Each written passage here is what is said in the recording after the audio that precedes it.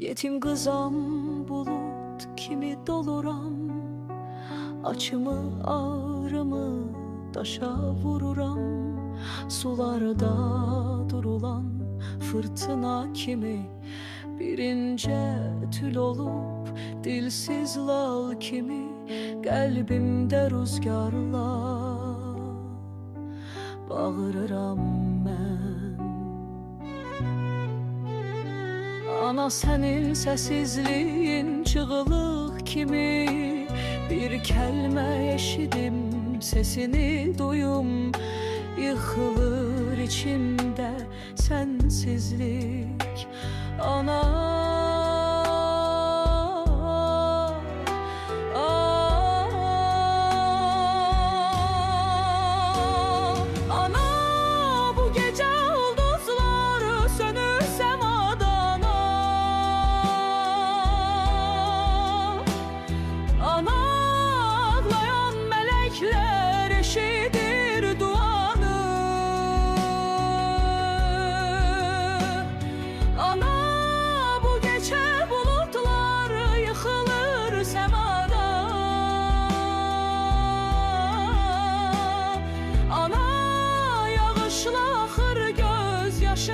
yanağımda.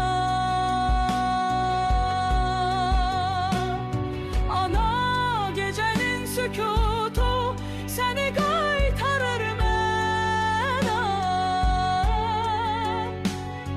Ana, uşaqlıq illərimə qaytarır yenə. Ana, bu qaranlıq gecədə bir ümidim var.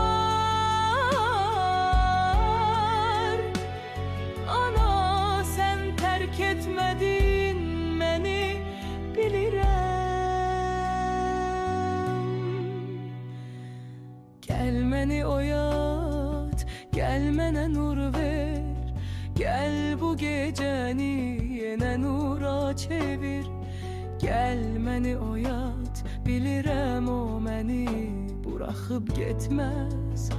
Ana, ümidini əsla məndən kəsməz. Ana, səni tanımayan, görən sən kim var?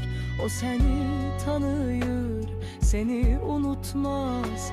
Dünyanın ən təmiz məhəbbətidir